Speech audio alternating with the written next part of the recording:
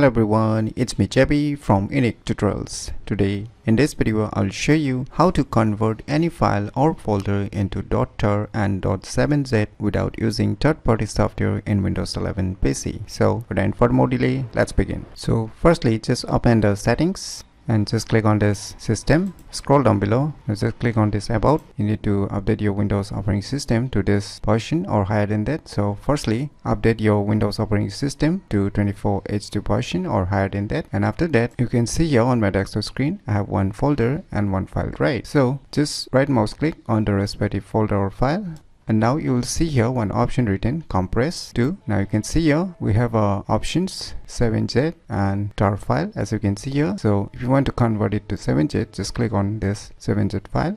Now you can see a 7z file has been created. Now let us check its properties.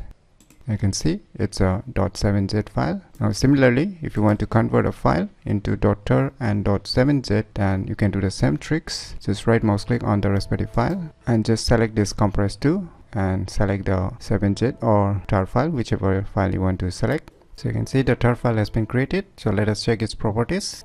So now you can see here it's a tar file, as you can see .tar. So by using this method you can easily convert any file or folder into .tar and .7z without using third-party software in Windows 11 PC very easily. So if you never known about the cool tricks, then you should definitely give it a try. So if you find this video tutorial useful, please click on the thumbs like button, and if you're new to our channel, click on the subscribe button, and lastly, thanks for watching.